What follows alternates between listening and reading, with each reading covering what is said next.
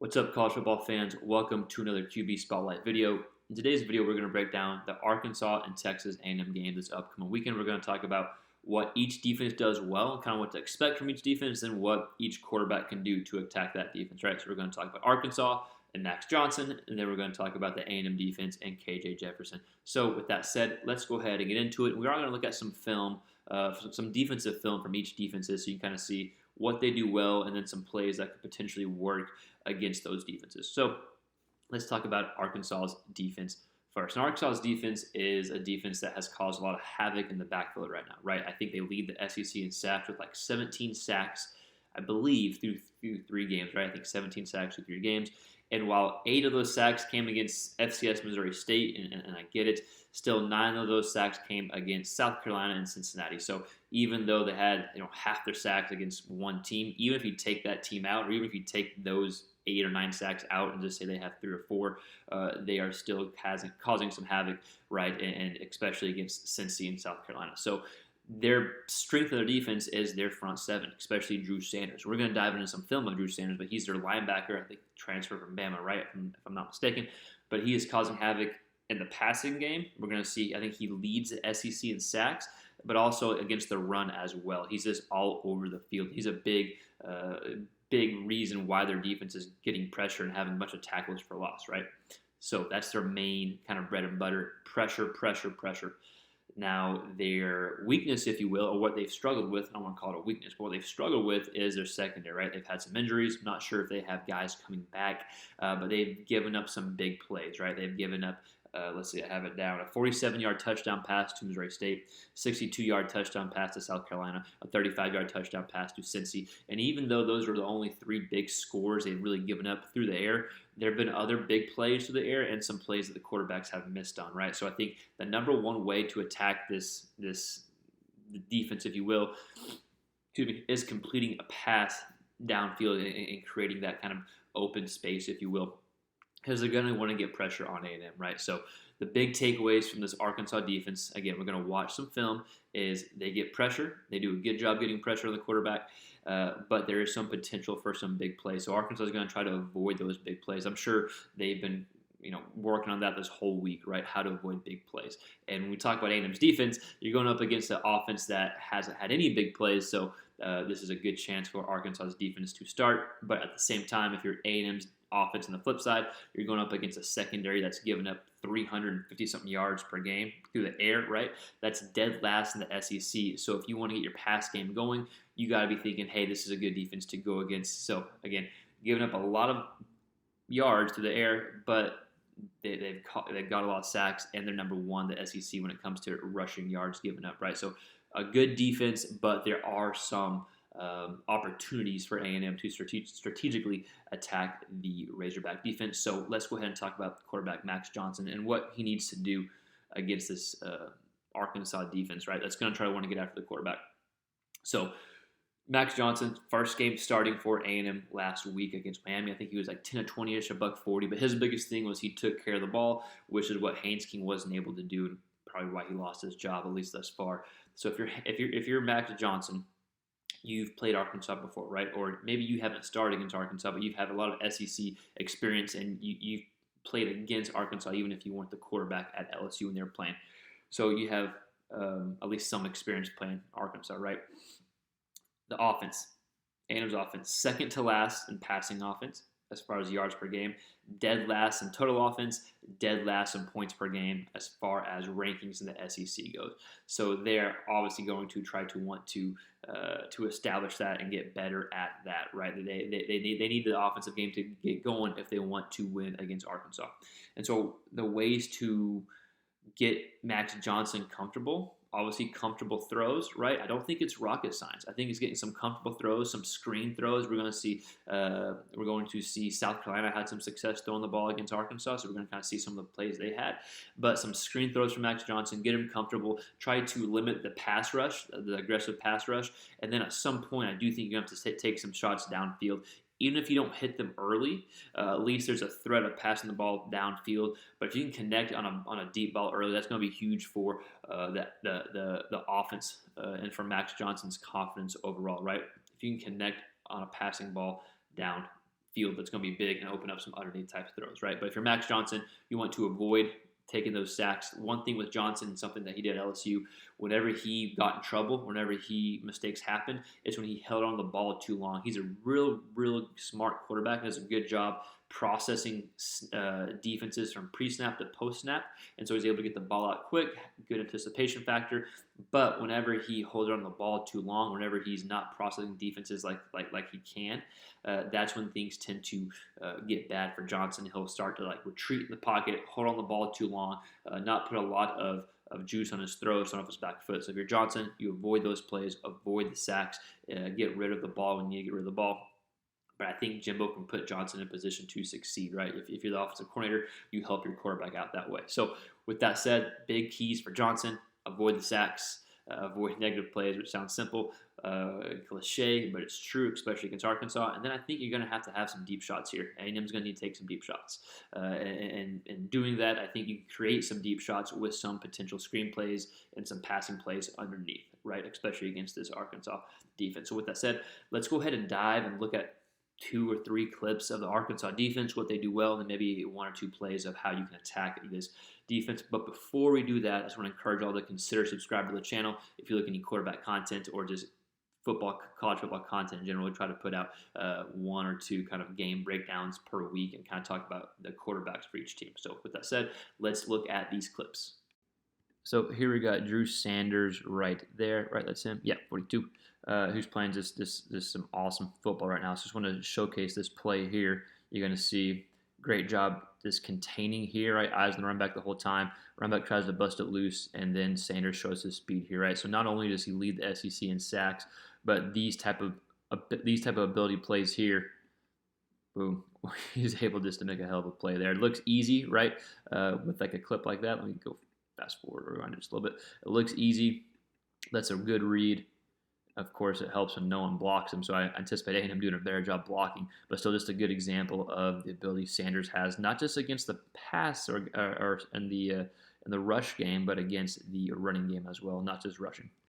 So this is the play right after we just watched, so it's 2nd and 12, and this is down distance you don't want to get involved with if you're an A&M fan or if you're a Max Johnson. You don't want to get second longs, third longs. You want to get positive plays. And we're going to see another hell of a play by Drew Sanders. This time this is him getting a sack on Rattler. But here's an example of just like holding on the ball way too long, right? This Arkansas's defense is athletic and they're fast, and if you give them the opportunity, they're going to get the quarterback. So if you're Johnson here, don't take the sack. Just throw the ball away. Right, like right here, there's no need to try to beat this linebacker. If you're Max Johnson, you're a pretty good athlete, but you're not going to beat Drew Sanders one-on-one. So just get rid of the ball, right? Avoid those type of situations. Just a good example of the Arkansas defense and their pass rush and their pursuit. So I think hitting some of these screens that we're going to see here of Rattler in South Carolina against this Arkansas defense could be helpful, especially with this pass rush and with Sanders right here. So we'll see just a good example of just a screen pass here. Let's see.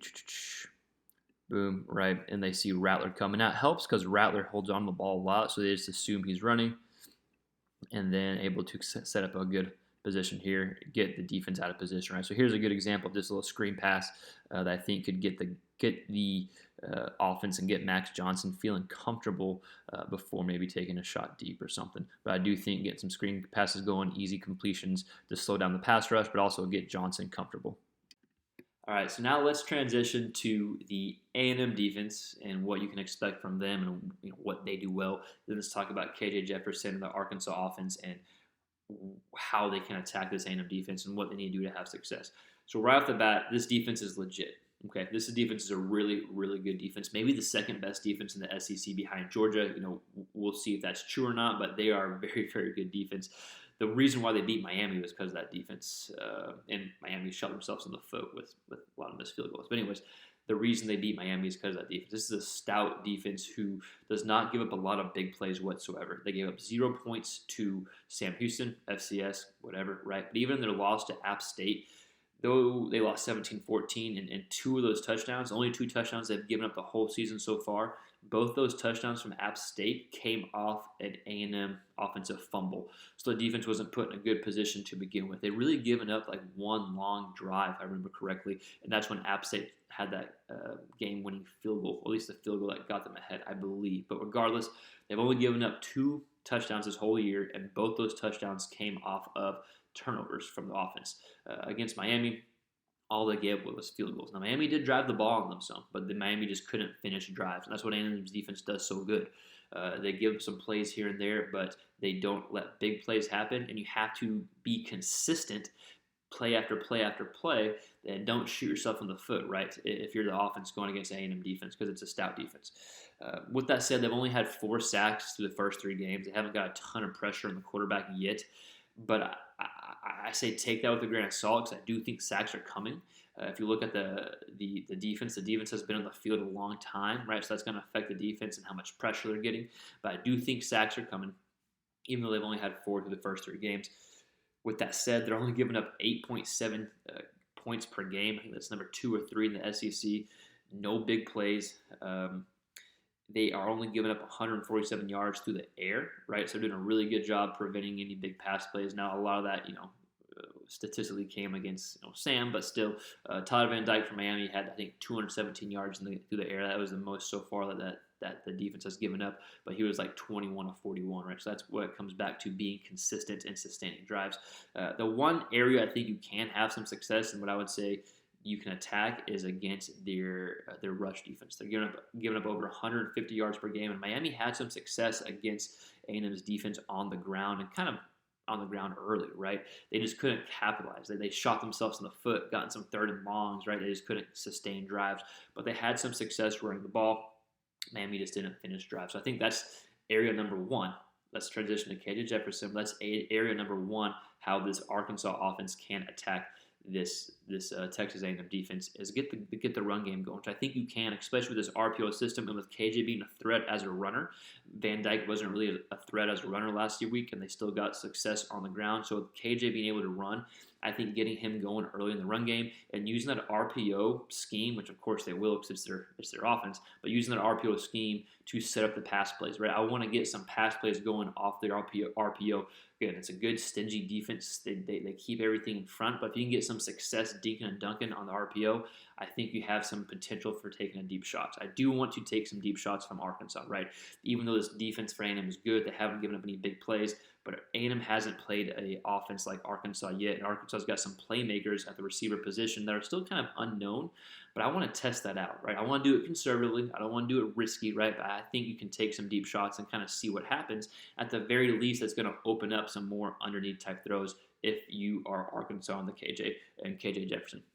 So again, number 1, get the run game going, use KJ in the run game, and then have the pass game on top of the run game. So I do think there is some success throwing the ball. I think KJ is the best quarterback that A&M's faced so far, and he'll be one of the better quarterbacks they face all year. And with the offensive system that fits KJ so well, I think you get the RPO going, and then you get some dink and dunk throws going, and I think you take some conservative shots. But I think it all comes back to finishing drives. If you're Arkansas, don't just take 3 points here and there, or don't just have a good drive here and there. You need to be consistent and you need to finish drives against A&M's defense and come out strong with it, right? So again, KJ's biggest takeaways here: RPO, get the run game going, some small passes off the run game, then take some shots. Be conservative with it, but I think you need to take some shots deep and see if your guys can win. See if your guys can beat it, right? You got KJ Jefferson. He's going to give you a good ball. He's going to take care of the ball. So again, A&M's defense, stout, but they've given up some yards on the ground. I think KJ can have more success throwing the ball against them than the quarterbacks that they've faced so far. So with that said, let's look at a few clips of the A&M defense, maybe a few plays of how you can potentially have some success. We'll look at some run plays, some passing plays, and then we'll finish this video up. So here's a successful run play for Miami against A&M. And remember, we talked about like attacking the Aggies with the RPO, which of course I'm to tell Brawls that's the offense he runs, but attacking the Aggies with the RPO and getting started in the passing game with the RPO, right? But I think it starts with the run. You see a successful run here. And of course, they don't really have to key in on Van Dyke run the ball for the simple fact he's not a runner. But KJ, I think, could have some success. And I think getting him going in the run game early will open up that pass game. You see, boom, they're all in on the run here, but even then, there's no one out here, right, and able to be a successful run here. So imagine the RPO system where they have this tight end in motion where he's coming out here. KJ has the option to run it, dink it off, and pass it to the tight end, or give it to the running back. In this case, of course, it's not an RPO. It's just a traditional run play here. it would be a successful play for Miami. But Miami had a few successful runs against the Aggies. Again, attacking the Aggies on the ground, I think, is kind of where you can get maybe some success and then build the passing game on top of that. So it's just a quick play, and just imagine KJ's Arkansas's RPO offense, which of course the Aggies have, not the Aggies, Razorbacks have seen every game since Browse has been here. Boom, KJ's pulling that and able to dink it off to whoever knocks right here, or maybe slips someone else out of the backfield. Here's a successful pass play for Miami, and this is kind of what we talked about in the middle of the video or beginning of the video about how Jefferson could have some success throwing the ball kind of early, and that's off the RPO. This is going to be a play action here, but it kind of goes hand in hand with the play we just saw, right? We saw a successful run play, and Miami did have some success around the ball against the Aggies, especially early in the game. They just didn't really capitalize, but here's a play action pass here. Once we see the safety coming up here, the eyes are in the backfield. Little wheel route from the tight end, and Van Dyke does a good job hitting him in stride, but we can see him getting open right here, right? So I do think there's some opportunity in the pass game built off the run game, right? That's not rocket science. That's kind of basic football 101, if you will. But I think it's how you kind of attack this defense, get the run game going, and then you can have some pass plays like this off the run game. All right, so we broke down the Arkansas defense, we broke down the A&M defense, and then we broke down what each quarterback for each team needs to do to have some success. So just to recap, Arkansas's defense, great front seven, great on the pass rush, great against the run game, but there has been some issues in the secondary. So if you're A&M, you want to attack the secondary, get your quarterback comfortable with some short stuff to kind of slow down the pass rush, then take some shots. If you are KJ going up against the A&M defense that has been great against the pass, they do a great job not allowing big plays and just not giving up points. But there is some room to have some success there if you're KJ. Get the RPO game going, get the run game going, build some throws on top of that, and take some conservative deep shots. But number one, be consistent and finish drives. So if you're an Aggie fan or a Razorback fan, I hope it was a decent little breakdown for kind of your defense and your quarterback of what they need to do to have some success. Let us know your thoughts in the comments below. Give us any predictions, whatever it may be. And again, like the video, subscribe, all that YouTube stuff. It does help the channel. We'll see you next time on our next quarterback-related video.